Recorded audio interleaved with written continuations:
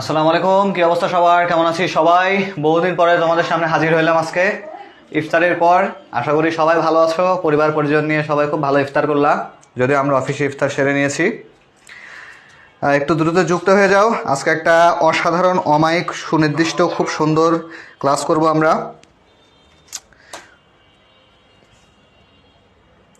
সবাই দ্রুত যুক্ত হয়ে যাও পোলাপান।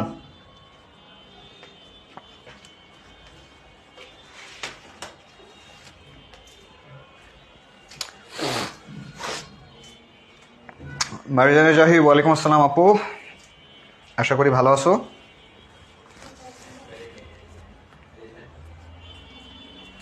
তোমাদের যারা ফ্রেন্ড আছে তাদেরকে ডেকে ফেলো ক্লাসে ইনশাল্লাহ। আজকে আমরা খুব সুন্দর একটা ক্লাস করব।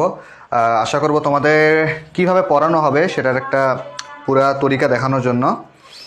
শোভা জান্নাত, ওয়ালাইকুম আসসালাম আপু। মেঘলা, ওয়ালাইকুম আসসালাম। মিথিলা, ওয়ালাইকুম আসসালাম। ওয়ালাইকুম আসসালাম নাবিক। আলহামদুলিল্লাহ আমি ভালো আছি। হেনা আছে, আমান, জিয়াউল হক পাভেল, ওয়ালাইকুম আসসালাম পাভেল ভাইয়া, ভালো আছেন ভাইয়া?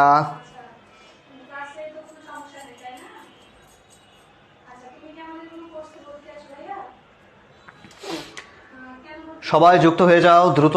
আর তোমাদের যারা ফ্রেন্ডরা আছে তাদেরকে ডেকে ফেলো।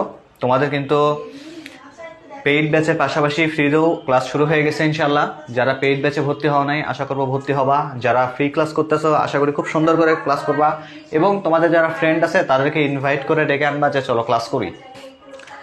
আজকে মূলত আমরা খুবই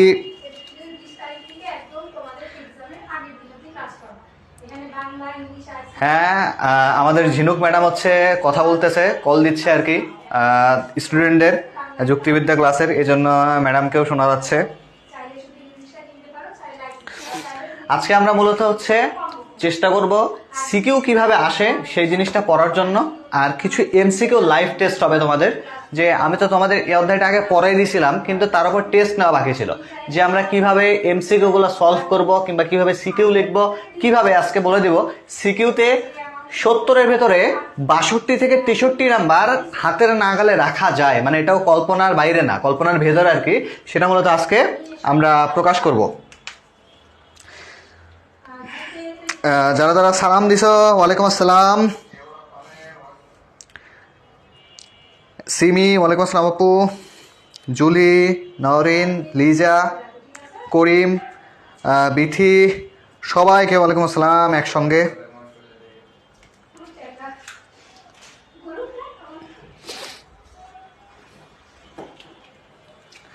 স্বর্ণা একটা সোনা, দেখো ক্লাসের মধ্যে সোনা, রূপা, গহনা, কোহিনূর, হীরা সব চলে আসছে। আলহামদুলিল্লাহ ভালো আছি। তাহলে শুরু করি আমরা ক্লাস, তাই না? ক্লাস শুরু করি, কোনো ঝামেলা নাই। দেখো আজকে মূলত আমরা অসাধারণ একটা ক্লাস করব, কারণ আজকে ক্লাসে তোমাদের জন্য কিছু বাস দেওয়া হবে। বাসটা কীরকম হবে সেটা একটু বলি। বাসটা হবে এরকম যে তোমাদের অনেক কিছু বাকি আছে, বাকিগুলো কিভাবে কভার করবা। বাকিগুলো কভার করার উপায় হচ্ছে তোমরা রেগুলার ক্লাস করা। তোমাদের মধ্যে একটা জিনিস অনেক বেশি আছে, ভাইয়া ক্লাস নেন, ক্লাস করব, কিন্তু ক্লাস করতে আসে দেখি না কেউ নাই, সবাই হচ্ছে পটল তুলতে যায়, ব্যস্ত।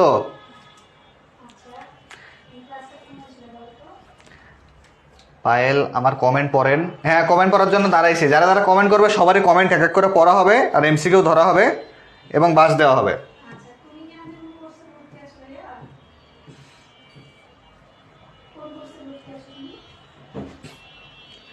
নাও শুরু করো তাহলে। প্রথমে আমরা কিছু এমসিকিউ সলভ করব। এমসিকিউ সলভ করার পরে মূলত আমরা হচ্ছে আমাদের রেগুলার ক্লাসে যাবো ইনশাল্লাহ, ঠিক আছে?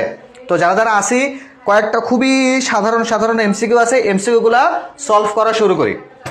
High, hello, tata, good bye, খেলা হবে এরপরে, তবে আগে এমসিকিউ শুরু।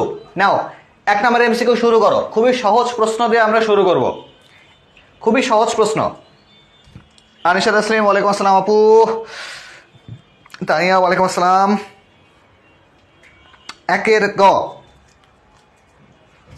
আচ্ছা, 24 ব্যাচ হোক, 25 ব্যাচ হোক, 26 ব্যাচ হোক কিংবা 38 ব্যাচ হোক, আমরা পরে দেখব। আমরা আগে ক্লাসে ঢুকে যাই, ঠিক আছে? খুবই সহজ একটা এমসিকিউ দিয়ে আমরা ক্লাস শুরু করতেছি। দেখো, সহজ এমসিকিউ। কিছু পোলাপান আছে যারা কি জানো, যারা এই যে 2005 এটা মনে করবে আমি তো সব পারি, এরা বাস খাবে। ঠিক আছে? একের গ নাম্বার, খুবই সহজ প্রশ্ন, সহজ উত্তর। ঠিক আছে। 2 নাম্বার বলো, এটা একটু কঠিন। বঙ্গভঙ্গের সময় ভারতের গভর্নর জেনারেল কে ছিলেন? রবার্ট ক্লাইভ, খ ওয়ারেন হেস্টিংস, গ লর্ড কার্জন, ঘ উইলিয়াম বেন্টিঙ্ক। এটা উত্তর দাও, 2 নাম্বার প্রশ্নের উত্তর। মাথায় রাখবা, কেউ কারো উত্তর কপি করবা না, কপি করে লিখবা না। সবসময় তুমি যদি না জানো লিখবা ভাইয়া এটা পারি নাই।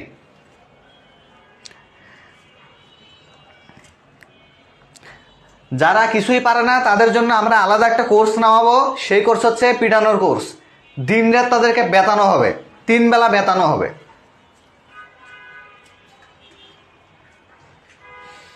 এই দেখো, খুব সুন্দর। যারা পারবা তারা বলবো ভাইয়া পারছি, যারা পারবা না বলবা ভাইয়া এটা সম্ভব না।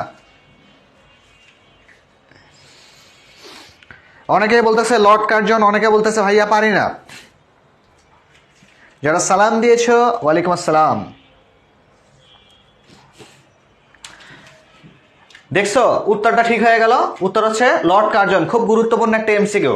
এখন তোমাদের একটা সাজেশন দেই, যখন বঙ্গভঙ্গ পড়বা তখন বঙ্গভঙ্গের কয়েকটা জিনিস পড়বা, বলে দিচ্ছি, একটু লিখে নাও। বঙ্গভঙ্গ টপিক যখন পড়বা তোমরা, এই বঙ্গভঙ্গ পড়ার সময় বঙ্গভঙ্গের সালটা পড়বা আগে, সাল। ঠিক আছে? বঙ্গভঙ্গ শুরু হয়েছে কবে, বঙ্গভঙ্গ রদ হয়েছে কবে, 2টা সাল। ঠিক আছে? এরপরে কি বলবা? এরপরে হচ্ছে পড়বা হচ্ছে বঙ্গভঙ্গের কারণ। কারণ হচ্ছে তোমাদের পরীক্ষায় কিন্তু বঙ্গভঙ্গ থেকে একটা প্রশ্ন কমন পারবা। একটা প্রশ্ন কমনের জন্য বঙ্গভঙ্গ তোমাদেরকে একদম ঠাড়া মুখস্থ করতে হবে। এরপরে কি পড়বা? বঙ্গভঙ্গ রদের কারণ। এটা হচ্ছে কি, বঙ্গটা ভঙ্গের কারণ মানে শুরুর কারণ। আর এরপরে হচ্ছে বঙ্গভঙ্গ যে রদ করা হয়েছে সে রদের কারণটা পড়তে হবে। এই 3টা জিনিস যদি পড়ো, ইনশাল্লাহ সবকিছু তোমার জন্য ওকে।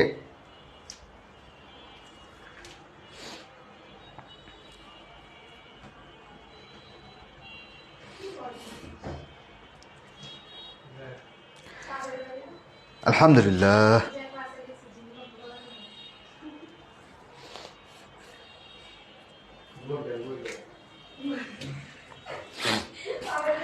তাহলে সব ঠিক আছে তো? বঙ্গভঙ্গ ক্লিয়ার হয়ে গেল, মানে বঙ্গভঙ্গের এমসিকিউ এবং সিকিউ 2টাই ক্লিয়ার হয়ে গেছে।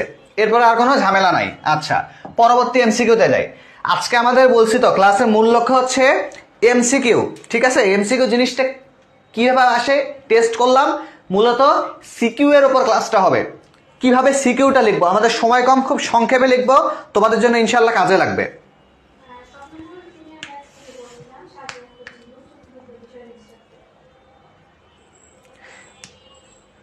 হ্যাঁ, বঙ্গভঙ্গের ফলাফল পড়তে হবে তোমাদের, এটা কম গুরুত্বপূর্ণ, তবে রদ বেশি আর কারণ বেশি গুরুত্বপূর্ণ। এরপরে দেখো, কোন গভর্নর যেন বঙ্গভঙ্গ ঘোষণা করে। এখন একটু প্রশ্নটা মনে হয় আলাদা হয়ে গেল, তাই না? একটু প্রশ্নটা একটা আলাদা হবে। দেখো তো, Lord Curzon, Lord Dalhousie, Lord Mountbatten নাকি লর্ড ওয়ারেন হেস্টিং? লাইলাতুল জান্নাত সাবা, ওয়ালাইকুম আসসালাম।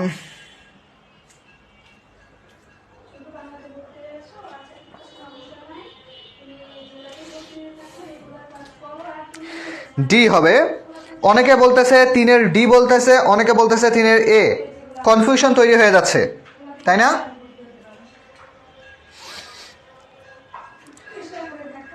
মনোবিজ্ঞান আমি পড়াবো, মনোবিজ্ঞান কঠিন লাগার মতো, সরি হচ্ছে সিভিক্স আমি পড়াচ্ছি। সিভিক্স যে কঠিন বলবে তাকে গ্রুপ থেকে বের করে দেবো।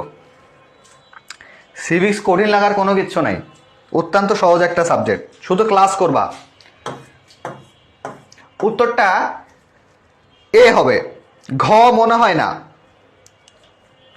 অনেক বইয়ে আছে, আমি আবারও বলতেছি, অনেক বইয়ে আছে খ আছে, ঘ আছে, কিন্তু উত্তরটা লর্ড কার্জন দাগাবা সব সময়।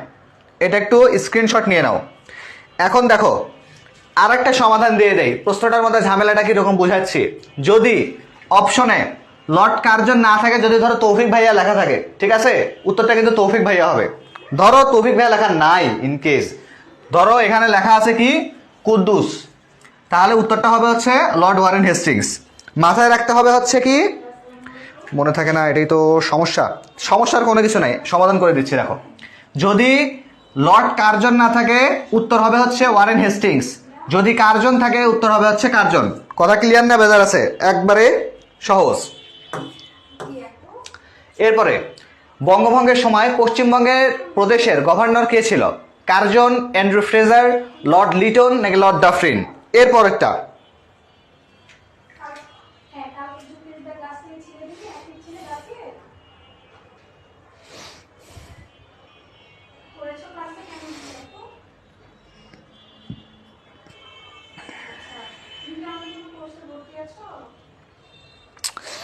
চারের ক মাথায় রাখতে হবে। বঙ্গভঙ্গের সময় পশ্চিমবঙ্গের গভর্নর বা পশ্চিমবঙ্গ প্রদেশের কথা বলছে। প্রশ্নটা একটু কিন্তু 19-20 হতে পারে তোমাদের কাছে, সবাই একটু ভেবে চিন্তে উত্তর দাও বলাবান।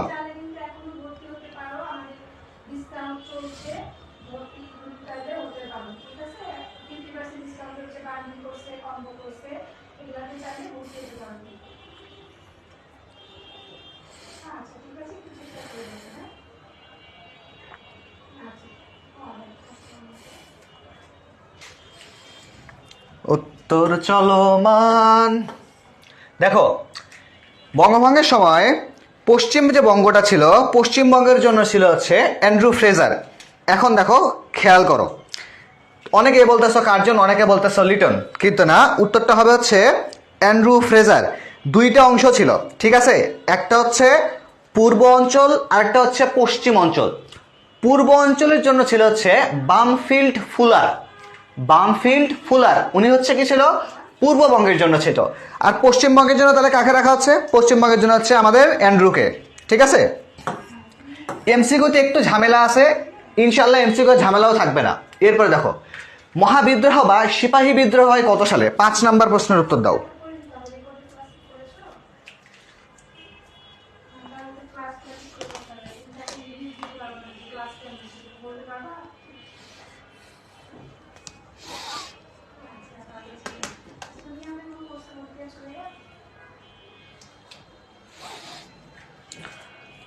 চেষ্টা করো 5 নাম্বার প্রশ্নের উত্তর দেওয়ার।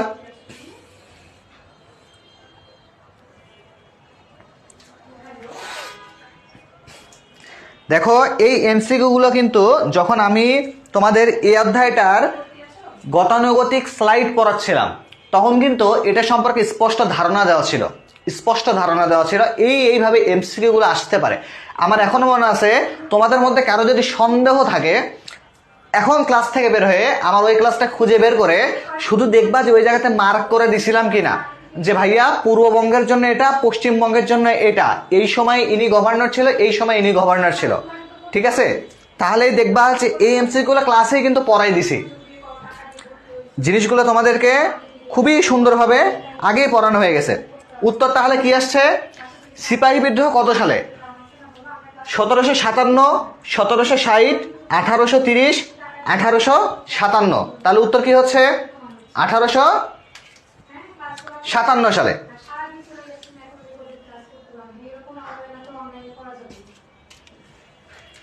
1757 সালে তাহলে কি হয়েছিল? পলাশির যুদ্ধ হয়েছিল, ঠিক আছে। পলাশির যুদ্ধ মনে রাখার ভালো একটা উপায় বলে দেই তোমাদের, যে পলাশির যুদ্ধে একটা ছিল ঘোষাটি বেগম। তোমাদের আশেপাশে দেখবা তোমাদের কোনো বান্ধবী আছে ঘোষাটি বেগম, চাই দেখবা ডানে এবং বামে দেখবে এরকম ঘোষাটি বেগম পাবা। প্রত্যেকটা ফ্রেন্ড সার্কেলে একটা করে ঘোষাটি বেগম থাকে এবং একটা করে মির্জাফর থাকে, আর একটা দেখবে সিরাজ থাকে। সেই সিরাজটা হচ্ছে আমি। বুঝতে পারছো ব্যাপারটা? আর একটা নির্বোধ, খুবই ভালো একটা আমার ছেলে, চেহারা দেখেই তো বুঝতে পারো। নিজের আর কি প্রশংসা করি, ভালোই লাগে না। হোক, পরের প্রশ্নে চলো।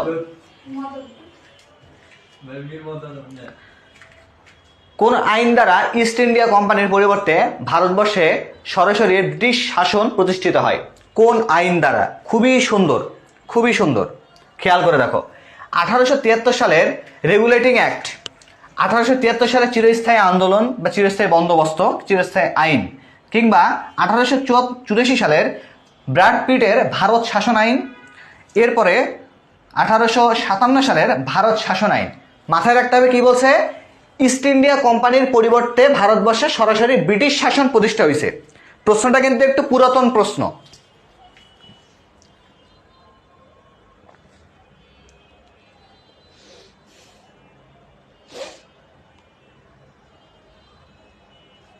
অনেকেই বলতেছে ভাইয়া ডি উত্তর হবে, ডি উত্তর হবে, ডি উত্তর হবে। উত্তরটা ডিতে চলে গেল। এরপরে দেখো 7, সর্বভারতীয় জাতীয় কংগ্রেস প্রতিষ্ঠিত হয় কত সালে? 1757, 1773, 1857, 1885। উত্তর করো, 7 নাম্বার প্রশ্নের উত্তর করো। যারা যারা আসি আমরা সবাই প্রশ্নের উত্তর করব। দেখবা তুমি এখন তোমাদের মধ্যে কিছু মাতাব্বর আছে। কিরকম মাতাব্বর বুঝছো? ভাইয়া তো পড়াচ্ছে, সমস্যা নেই, এগুলো কমন আছে, এগুলো পারবো, এগুলি ইজি কোশ্চেন। আমার দরকার বাংলা, ইংরেজি, আইসিটি, এগুলা ব্যাপারই না। এরা দেখবা পরীক্ষা সেন্টারে এমনি হা করে থাকে, এদের মানে জীবনটাই ধুলিস পাতা, এরা বাস খাবে।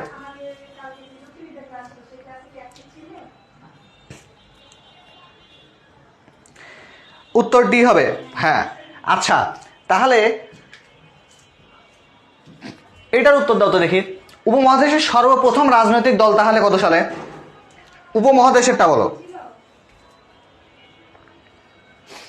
ভাইয়া এগুলো বললেন না ভয় করে? আরে এটা ভয় করার কিছু না, মাথায় রাখতে হবে তোমাকে কোশ্চেনের আনসার করতে হবে। তুমি যখন আনসার করবা তখন তোমার ভুল বের হবে, যতক্ষণ পর্যন্ত আনসার করবে না ততক্ষণ পর্যন্ত তোমার ভুল বের হবে না। সাইকেল চালানোর ক্ষেত্রে একটা জিনিস মাথায় রাখে যে আমাদের সাইকেল চালাতে গেলে আমরা যদি পাঠ্য বইয়ে পড়ে সাইকেল চালাতে যাই দেখবো পারবো না, মাঠে শিখতে হবে। এই কোশ্চেন তোমাকে জিজ্ঞেস করে উত্তর নেওয়াটা হচ্ছে একটা মাঠ, এখানে তুমি আনসার করবা, ভুল হবে, এখান থেকে তুমি শিখতে পারবা।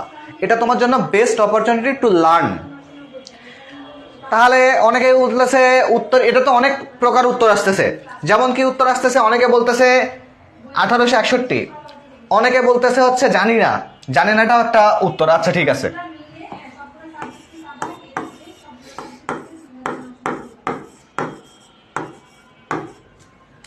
তাহলে নাও ও নাম্বার দিয়ে দিলাম হচ্ছে জানি না। খেয়াল করে দেখো, তোমাদের মধ্যে একটা মিসকনসেপশন আছে। মিসকনসেপশন তাহলে কি? দেখো আমি, তোমরা আবার আমার ওই ক্লাসে ফিরে যাবা, যে দেখবা অ্যালান অক্টেভিয়াম হিউম ভারতের যে একটা বিপ্লব শ্রেণী গড়ে উঠতেছিল তাদেরকে দমন করার জন্য কিংবা তাদের উপর আধিপত্য যাচাই করার জন্য অ্যালান অক্টেভিয়াম হিউম একটি রাজনৈতিক দল প্রতিষ্ঠা করে। সেই রাজনৈতিক দল কি করবে? ব্রিটিশদের আনুগত্য করবে সেই রাজনৈতিক দল। তাহলে দেখো তোমাদের কিন্তু আমি তখনই বলে দিয়েছিলাম। এখন যারা যারা বলছো যে ভাইয়া 1861 সাল, আরে বাবা 1861 সালে কোন দল প্রতিষ্ঠা হয়েছে? 1861 সালে তো ভারত শাসন আইন কিংবা ইন্ডিয়ান কাউন্সিল অ্যাক্ট, ভারত পরিষদ আইন 1861। ওইটা তো রাজনৈতিক দল না, ওইটা তো আইন। রাজনৈতিক দল কোনটা? 1885 সালের কংগ্রেস। প্রশ্নের ভেতরে মাইর প্যাচ আছে, এই জন্য এই প্রশ্নটা দিছি। বুঝতে পারতেছো খেলা কোথায় হচ্ছে তোমার সঙ্গে? তুমি নিজেও জানো না তোমার সঙ্গে খেলে দিছে কেউ।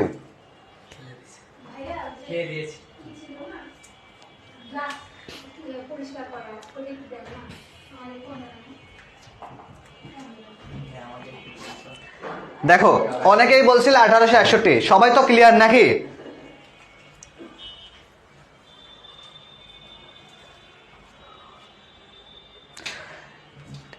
এত কঠিন কেন? কোনো কঠিন না। দেখো তোমাদের এই প্রশ্ন যারা যারা বুঝছো, এই প্রশ্ন যারা যারা বুঝছো তারা কমেন্টে লেখো।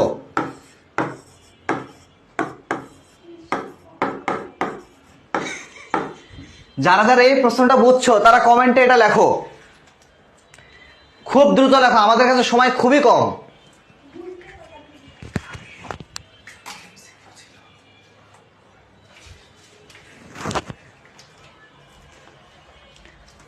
যারা যারা এই প্রশ্নটা বুঝছে, এই জটিল প্রশ্নটা বুঝছে, তারা এই কথাটা খুব তাড়াতাড়ি লেখো, খুব তাড়াতাড়ি। কমেন্টে দেরি করা যাবে না, কমেন্টে দেরি করা যাবে না।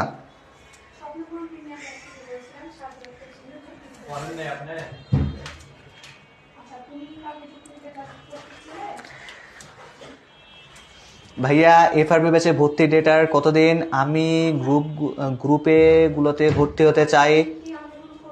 তুমি সোজা ইনবক্সে নক দাও। আরে বনি ভাইয়ের ইনবক্সে দিব, আমার না।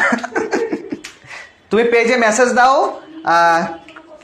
তুমি হচ্ছে আনিশা তাসনিম, পেজে মেসেজ দাও কিংবা বনি ভাইয়ের ইনবক্সে যে কাউকে আমাদের নক দাও, নক দিলে তুমি ইজি পেয়ে যাবা। দেখো যাই হোক, তোমরা যে প্রশ্নটা বোঝো নেই সেটা বোঝা গেছে, কারণ তোমাদেরকে একটা কথা বললাম, তোমরা তো আমার কথা শুনলা না, ভাইয়ের কথা শোনো নেই, ইফতারের পর এটা তো মানা গেল না। যাই হোক, এরপরে প্রশ্ন দেখো, 85 সালে কোন রাজনৈতিক সংগঠনটি গড়ে ওঠে? তাহলে 85 সালে কি গড়ে ওঠে? জাতীয় কংগ্রেস গড়ে ওঠে, ঠিক আছে। নেক্সট নেক্সট তাহলে কি? নেক্সট হচ্ছে ভারতীয় জাতীয় কংগ্রেসের প্রতিষ্ঠা করে কে? Alan অ্যাক্টিভিয়াম Hume. একসাথে কয়েকটা প্রশ্ন পড়া যায়, এই জন্য এগুলো আছে। তুমি যদি কংগ্রেস সম্পর্কে প্রথম শ্রেণীর ডাটাগুলা কভার করে ফেলো, তাহলে কিন্তু দ্বিতীয় শ্রেণীর যে প্রশ্নগুলো আছে, তোরা কি আসছে, কত সালে হয়েছে, কে প্রতিষ্ঠা করছে, প্রথম সভাপতিকে, প্রথম অধিবেশন কি, এই সমস্ত ডাটা কিন্তু প্রথম সেকশনগুলোতে আছে, যেটাকে আমরা বলি হচ্ছে শিরোনাম সেকশন কিংবা হেডিং সেকশন। এগুলো পড়লেই পরবর্তীগুলো কিন্তু কভার করা সম্ভব। আচ্ছা, এবার দেখো, ব্রিটিশ ভারতে 35 সালে ভারত শাসন আইনের পর কার হাতে জরুরি ক্ষমতা ছিল? তাহলে উত্তর কি হবে? ভারত সচিব, গভর্নর জেনারেল, রাজপ্রতিনিধি নাকি পার্লামেন্ট? কার হাতে ছিল? 11 নম্বর প্রশ্নের উত্তর দাও। ভাইয়া আজকে আমার সিভিক্স এক্সাম ছিল, আলহামদুলিল্লাহ আপনার ক্লাস করে আলহামদুলিল্লাহ ভালো হয়েছে, তাই যা পড়াইছেন তাই আসছে, আলহামদুলিল্লাহ। দাঁড়াও, বিকাশ নাম্বার দিয়ে 500 টাকা পাঠিয়ে দাও দ্রুত।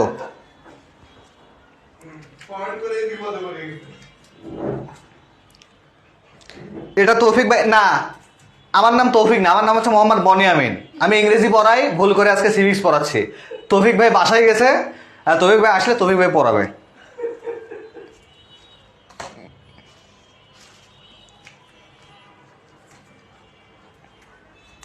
অনেকেই বলতেছে উত্তর খ, ঠিক আছে, তাহলে উত্তর কি হচ্ছে? উত্তর হচ্ছে গভর্নর জেনারেল। 12 নম্বর দেখো, 1937 সালের প্রাদেশিক নির্বাচনের পর অবিভক্ত বাংলার মুখ্যমন্ত্রী কে হন? খুবই গুরুত্বপূর্ণ একটা প্রশ্ন, তোমাদের জন্য আসার মতো একটা প্রশ্ন। সাল মনে থাকে না, বারবার পড়তে হবে, বারবার সাল পড়তে হবে এবং লিখতে হবে সালগুলা। আপনার কাছে টেস্ট একটা ভালো হয়েছে, আলহামদুলিল্লাহ আলহামদুলিল্লাহ।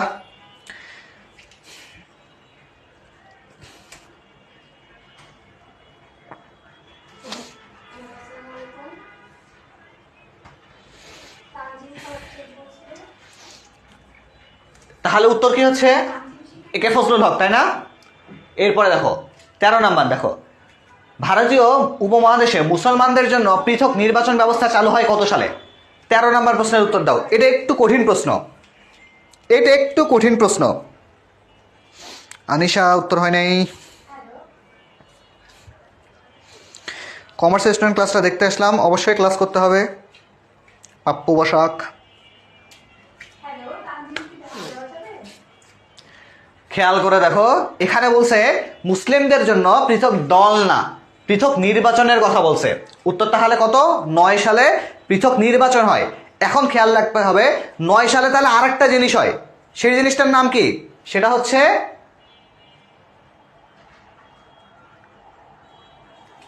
1971।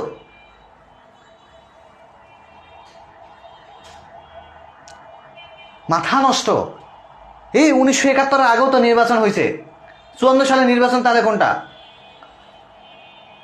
খতম, টাটা, বাই বাই, গায়া, খতম। হ্যাঁ ভাই, ক্লাস বন্ধ করে দেন। এরপরে দেখো 14 নাম্বার দেখো, কত সালের আইনের মাধ্যমে ব্রিটিশ ভারতে দ্বৈত শাসন ব্যবস্থা চালু হয়? 14 নম্বর প্রশ্ন অত্যন্ত গুরুত্বপূর্ণ।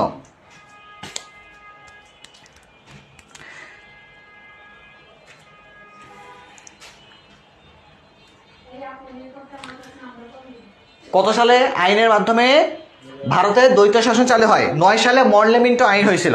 এটা জিজ্ঞেস করছিলাম তোমাদের। ভাইয়া অনেক বৃষ্টি হচ্ছে, ছুটি দেন। ওফ, অত্যন্ত দুঃখের কথা, ছুটি দিতে পারলাম না, তোমাকে গ্রুপ থেকে বের করে দেবো একটু পরে।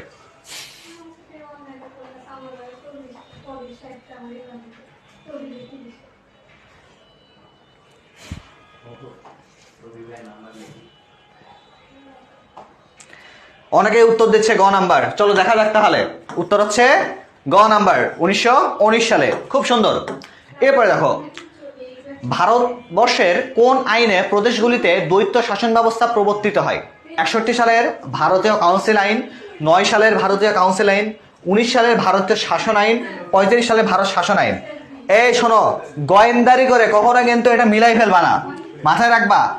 61 সাল লিখে দেই, পোলা পাইন আবার তো একটু বেশি পণ্ডিত। 61 যোগ হচ্ছে 92, এইটা হচ্ছে কি ভারতীয় কাউন্সিল আইন, ইন্ডিয়ান কাউন্সিল অ্যাক্ট। এরপরে হচ্ছে 1935 ভারত শাসন আইন। কোনটা ভারত শাসন আইন, কোনটা ভারতীয় পরিষদ আইন? মাথা গুলাই ফেলবা না।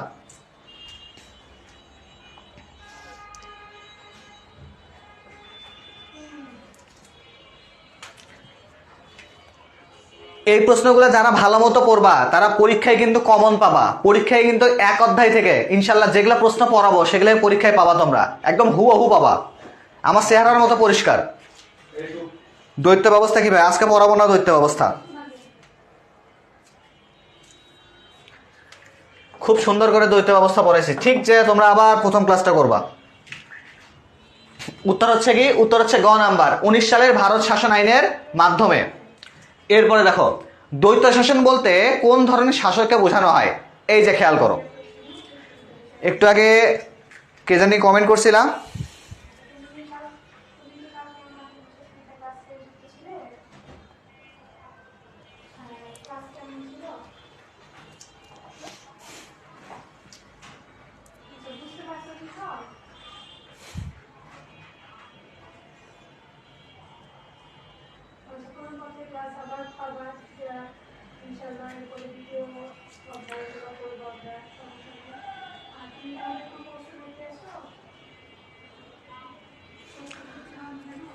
দ্বৈত শাসনের মূল কথা হচ্ছে প্রশাসন দুটি কর্তৃপক্ষের উপস্থিত থাকবে। দুটি কর্তৃপক্ষ বলতে কাকে বোঝানো হয়েছে? দুটি কর্তৃপক্ষকে বোঝানো হয়েছে স্থানীয় শাসন এবং কি স্থানীয় শাসন বলতে ধরো এমপি, মন্ত্রী, এই টাইপের যে নেতা খেতা আছে, নেতা খেতা, এবং হচ্ছে অ্যাডমিনিস্ট্রেশন মানে পুলিশি ব্যবস্থা কিংবা ম্যাজিস্ট্রেট টাইপের। দুইটা জায়গা এক জায়গায় থাকবে, হিসাব শেষ। এটাই হচ্ছে দ্বৈত শাসন।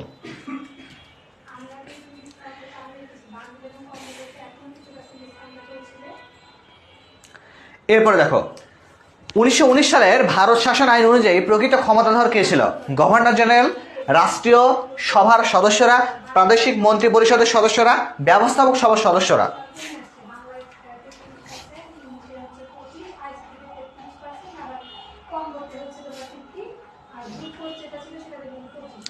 ভাইয়া সব সালগুলো একসাথে, তখন তো মাথার মধ্যে ঘুরে যাবে। তোমাদের মধ্যে অনেকে এখন মনে করতেছে না যে ভাইয়া এই যে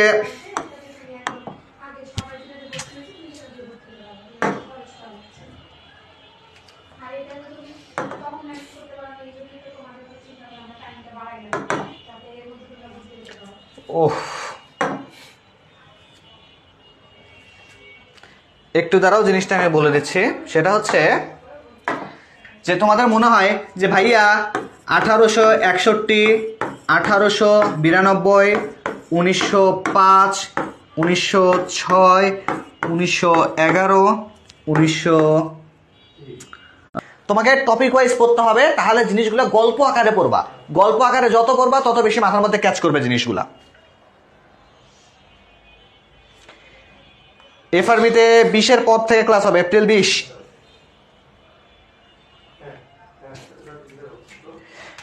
আর এফআরবির কথা বলতে গেলে তোমাদের মধ্যে যারা এখনো একটু আগে যেরকম একজন নক করলো যে ভাইয়া গ্রুপ কোর্সে ভর্তি হবো, তাদের জন্য আগের মতো ছাড় নাই। তবে ছাড়ের ব্যাপারটা হচ্ছে এখন কি, তোমাদের যেগুলো ইংলিশ কোর্স এখানে তোমরা 25% ছাড় পাবা। তারপরে বাংলা কোর্সে 990, ICT course 990, Bangla ICT combo যেটা কোর্স আছে সেটা পাবা হচ্ছে 50%-এ, মানে হচ্ছে 1990 টাকায়। গ্রুপ কোর্সগুলো পাবা হচ্ছে 1490, এখানে 25% ডিসকাউন্ট পাবা। আর বান্ডেল কোর্সে পাবা হচ্ছে 50%, মানে 2990 টাকা। ভাইয়া আমাদের স্লাইড করে দেওয়া যাবে না? যারা হচ্ছে পেইড ব্যাচে ভর্তি হবা তাদের জন্য স্লাইড থাকবে ইনশাল্লাহ। এই সাইটগুলো কি করে, পোলাপাইন নিয়ে অন্য কোচিং ছাপায় নাই, বলে যেটা আমার হয়ে গেল আমার হয়ে গেল। আসলে একটা স্লাইড বানাইতে বহুত প্যারা আছে, কয়েকটা বই থেকে একটা স্লাইড বানানো লাগে। দেখবে একটা স্লাইডে গতানুগতিক থাকে না, বিশেষ করে আমি আমার কথা বলবো, আমার স্লাইডে গতানুগতিক একদমই পাবা না ইনশাল্লাহ, গতানুগতিকের বাইরের কিছু পাবা। তো জামাই চলে আসতেছে। আচ্ছা, নেট একটু ঢোকাঢুকি করতেছে ক্লাসের মাঝখানে, তো তোমরা মন খারাপ করেও না কিছু, তোমরা সবাই ঢুকেই থাকো।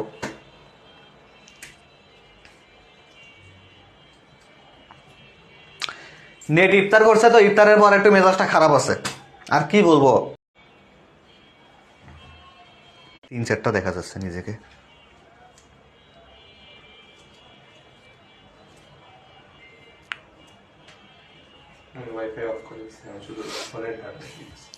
হ্যাঁ ঠিক আছে। এই যে যারা বললা যে ভাইয়া এত দেরিতে কেন ক্লাস করাবেন, তাদের একটা কথা বলি, তোমরা বনি ভাই কিন্তু এটার উত্তর কিন্তু পুরো একটা ক্লাসে দিয়ে দিছিল। একটা স্টুডেন্টের ক্যালিবার কতদূর পর্যন্ত, মানে সে মোল্লাদ্দৌজ যে মসজিদ পর্যন্ত, ওই মসজিদ কিন্তু আমাদের দেখা আছে, ঠিক আছে? তো স্টুডেন্ট পড়ায় আমরাও আসছি যে মোল্লা কতদূর দৌড়াইতে পারে এটা কিন্তু আমরা জানি। এজন্য যখন কোর্স শুরু করবো ইনশাল্লাহ, ক্লাস করার পর মনে হবে তুমি যদি পড়ো একটা অধ্যায় দিনে দিনে 3-4টা করে ক্লাস হবে অন্তত অন্তত। তুমি 3-4টা অধ্যায় যদি দিনে কমপ্লিট করো, তাহলে বাবার বেটা সাদ্দাম হয়ে যাবো তুমি। তুমি হচ্ছে সারা বছর পড়ো নাই, তোমার এখন তো বাঁচবেই। ভাইয়া 20 তারিখে কেন কোর্স শুরু করতেছেন, আমার তো ভালো লাগতেছে না। না না না ভাই, এটা হবে না, কোর্স এখনই শুরু করতে হবে, এখনই শুরু করতে হবে। তো তুমি 2 বছর পড়ো নাই, তোমার 1 বছর 8 মাস চলে গেছে অলরেডি, তোমার এখন দিয়ে হুশ হইলো? তোমার হুশ থাকলে তুমি ফার্স্ট ইয়ারে পড়তা, ঠিক আছে?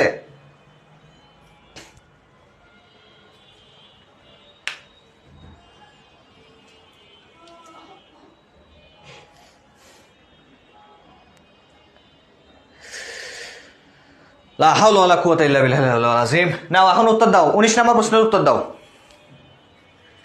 সরে গেছে, এখন উত্তর দাও।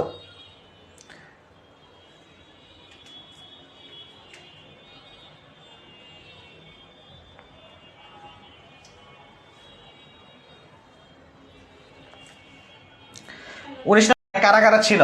Sir Stamford Cripps, lord Pethick Lawrence, A D Alexander. খ নাম্বার উত্তর lord Wavell, lord Linlithgow, lord Mountbatten. গ নাম্বারের উত্তর sir Stanford Cripps, sir Cyril Radcliffe, আরেকটা হচ্ছে আলেকজান্ডার। ঘ number lord Pethick Lawrence, A D Alexander, lord Wavell. দেখো উত্তর করো এটা।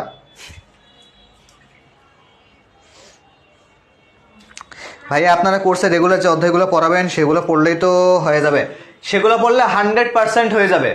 তোমাদের ক্লাসে যা পড়ানো হবে ততটুকু যদি তুমি পড়ো ইনশাল্লাহ তুমি জিপিএ 5 পাবা, কিন্তু তোমাকে আলটিমেটলি পড়তে হবে। এখন দেখো, আমি যদি এখানে পুরো একটা কোশ্চেন তোমার সামনে দিয়ে দেই আর তোমাকে বললাম যে ভাই এটা তুমি হচ্ছে পড়বা, তুমি পড়ো নাই, তুমি কি পরীক্ষা যে লিখতে পারবা? আলটিমেটলি পারবা না, তোমার কমন আসবে না, কারণ তুমি পড়ো নাই। তোমাকে আলটিমেটলি পড়তে কিন্তু হবে। পৌরনীতি এত পড়ি তার মানে না। তৌফিক ভাইয়ের ক্লাস করবা, লোকটা খুব ভালো ক্লাস নেয়।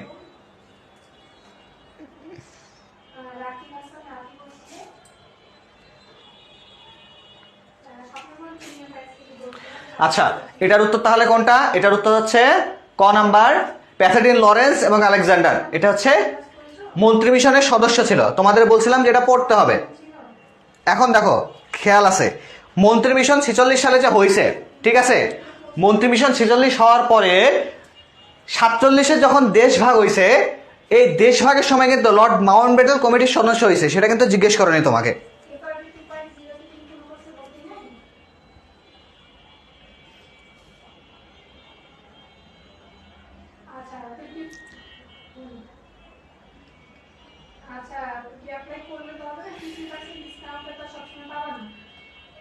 আর এখন চলছে 50% ডিসকাউন্টটা, কয়েকদিন পর কিন্তু এটা থাকবে না, ঠিক আছে? একটু চেষ্টা করো ভর্তি হয়ে যাও যত তাড়াতাড়ি সম্ভব, ঠিক আছে?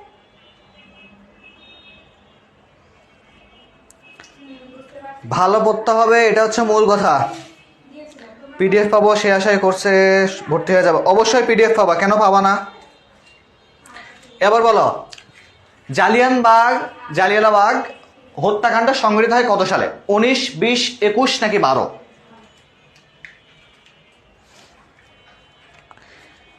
20 টাকার বেগুন, তৌফিক ভাই আগুন। ভাই এটা মিললো না ভাই, এটা একদমই মেলে নাই ভাই। তুমি বলবা 600 টাকার খেজুর, তৌফিক ভাই আগুন। 20 টাকার বেগুন দেখি ভাই, এটা কোনো দাম হইলো? তুমি বলবো 600 টাকার খেজুর।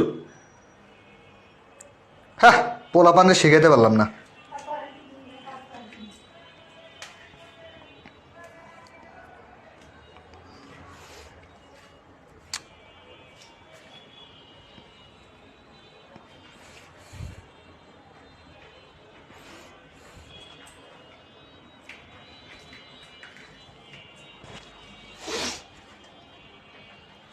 ভাইয়া আপনাকে দাম দিল না, সমস্যা নেই, গ্রুপ থেকে বাইর করে দেব।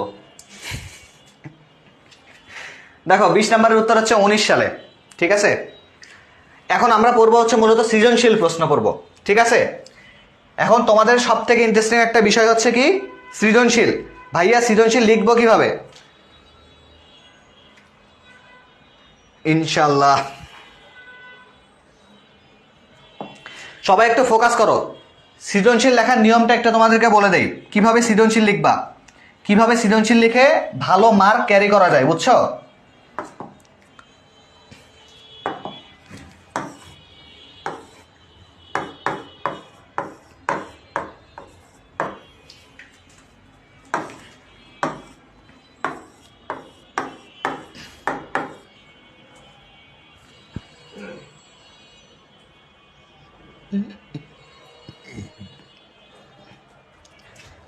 খেয়াল করে দেখো, প্রথম কথা হচ্ছে সৃজনশীল লেখার ক্ষেত্রে ধরো এই পৃষ্ঠা থেকে শুরু করতেছো তুমি, ঠিক আছে? এখান থেকে শুরু করতেছো, শুরু করে লিখলা যে 1 নং প্রশ্নের উত্তর, 1 নং প্রশ্নের উত্তর, ঠিক আছে? 1 নং প্রশ্নের উত্তর কি? এক কথায় দিতে হবে। অনেকে বলে 1 নং প্রশ্নের উত্তর 1 লাইন না লিখলে স্যাররা মার্ক দেয় না, ভুয়া কথা। 1 নং প্রশ্নের উত্তর 1 লাইনে লেখাতে, মানে তুমি যদি সহজভাবে ডেটও বসাই দাও তাই হবে। যদি ডেটের পাশাপাশি ওয়েদারের জন্য নেট প্রবলেম করতেছে, ঠিক মতো ক্লাস করতে পারতেছি না, অত্যন্ত দুঃখজনক, আমি দুঃখিত হয়ে গেছে, এই জন্য 500 টাকা বিকাশে পাঠিয়ে দাও। খেয়াল করো, এই যে 1 নাম্বার প্রশ্নের তাহলে লিখলা যে তোমাদের সিভিক্স পড়ায় কে? সিভিক্স পড়ায় হচ্ছে তৌফিক ভাই। অথবা ক নাম্বার প্রশ্ন এরকম আসছে যে তৌফিক ভাইয়ের বিকাশ নাম্বারে 500 টাকা দেবো কিভাবে? তার মানে তৌফিক ভাইয়ের নাম্বার দরকার, ঠিক আছে? তাহলে সেটা দিয়ে দিলা তোমরা।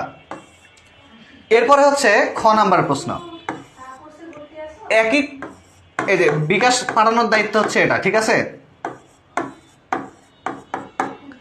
এরপরে দেখো, খ নাম্বার প্রশ্ন যখন আমরা লিখব, খ নাম্বারটা পেজের মাঝখান থেকে শুরু করব, পেজের মাঝখান থেকে শুরু করে শেষ করে পরবর্তী যে পেজটা আছে সেটার 2 লাইন পর্যন্ত যাবে।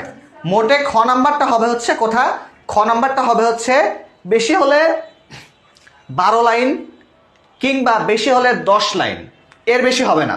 10 লাইন অনেক বেশি হয়ে যায়, 10 লাইনের ভেতর কমপ্লিট করে ফেলবা। তাহলে খ নাম্বার কত লাইন? 10 লাইনস। 10 লাইনস হচ্ছে খ নাম্বার। ও আচ্ছা,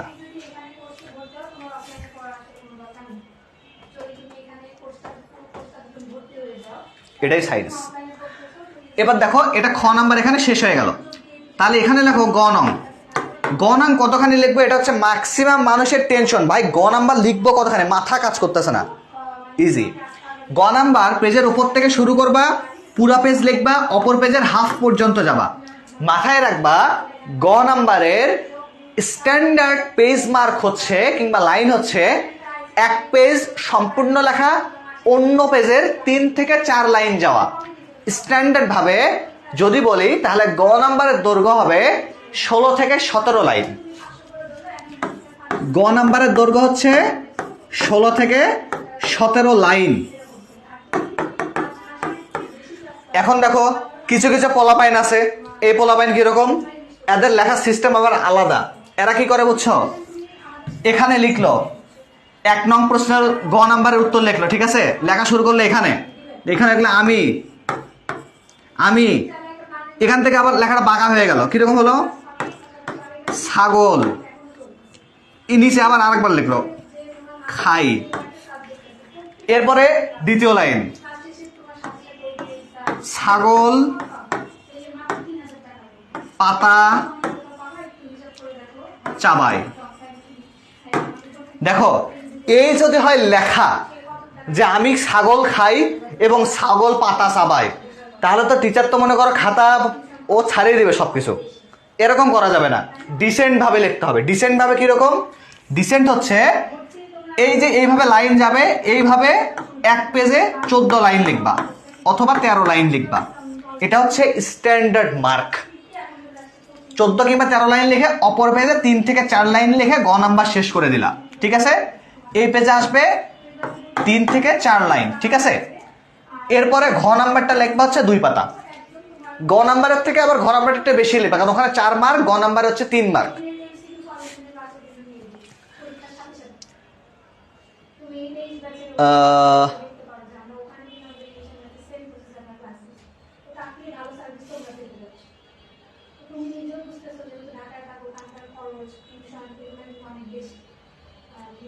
আস্তাগফিরুল্লাহ ভাইয়া আপনাকে ছাগল বলছে।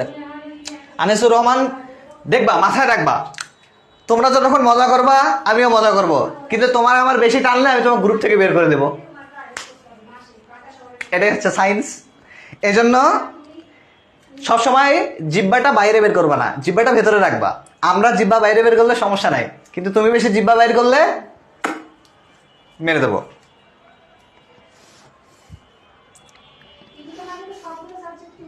আমি ক এবং খ এক পেজে লিখি, গ এর জন্য আলাদা, ঘর জন্য আলাদা পেজ লিখি। খুবই সুন্দর, মাথায় রাখতে হবে ক এবং খ দুইটা, ক এবং খ দুইটা এক পেজে লিখে ফেললা।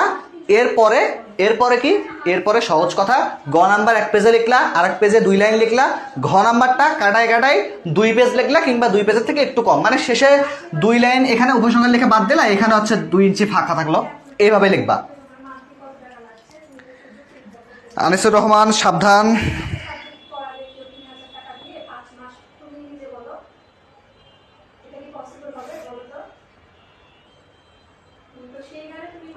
ভাইয়া কমেন্ট পড়লেন না, ধন্যবাদ। খ কম লিখলে হবে? কম কেন লিখবা, 2 এ 2 তো লিখতে হবে। দেখো তোমরা যদি আমি যেভাবে লিখলাম বললাম ঠিক সেইভাবে লেখো, তাহলে ইনশাল্লাহ তোমরা 8 থেকে 9 ইজিলি ক্যারি করতে পারবা। কোয়ান্টিটিটা দেখতে হবে, কোয়ালিটিও দেখতে হবে। সৃজনশীলের 2টা স্টেজ, কোয়ালিটি দেখা, কোয়ান্টিটি দেখা। যেহেতু তোমরা আর্টসের স্টুডেন্ট, তার মানে কি, আমিও আর্টসের স্টুডেন্ট, আমরা আর্টসের স্টুডেন্ট, তার মানে আমাদেরকে কোয়ালিটি কোয়ান্টিটি একসঙ্গে ঠিক করে রাখতে হবে। আমাদের মধ্যে বেশিরভাগ কিন্তু বানায় লেখে, এই যে এরকম যেরকম আমি ছাগল খাই, ছাগল পাতা খায়, তারপর হচ্ছে গরু ঘাস খায়, এগুলো জিনিস লিখলে কিন্তু নাম্বার পাওয়া যাবে না। আলটিমেটলি তোমাকে স্টেপ বাই স্টেপ সুন্দর সুন্দর করে লিখতে হবে। তাহলে দেখো তোমরা সৃজনশীলে 8 থেকে 9 ইজিলি ক্যারি করতে পারবা।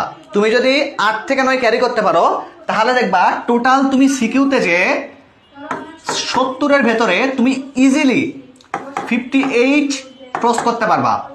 তোমাদের মধ্যে যারা অ্যাকুরেট লিখো, তারা আমার মতো করে যদি পরীক্ষার খাতায় উত্তর করো, তারা 62 পাবা, তারা 62 পাবা।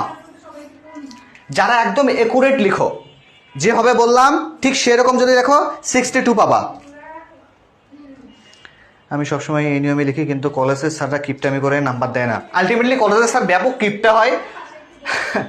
আমি কলেজে মনোবিজ্ঞানে পাস পাইছিলাম।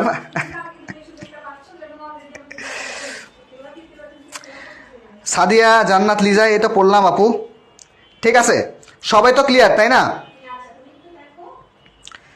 ইনশাল্লাহ আজকে তাহলে আমরা মূলত সৃজনশীল কিভাবে পড়ে এটা সম্পর্কে আমরা জানলাম।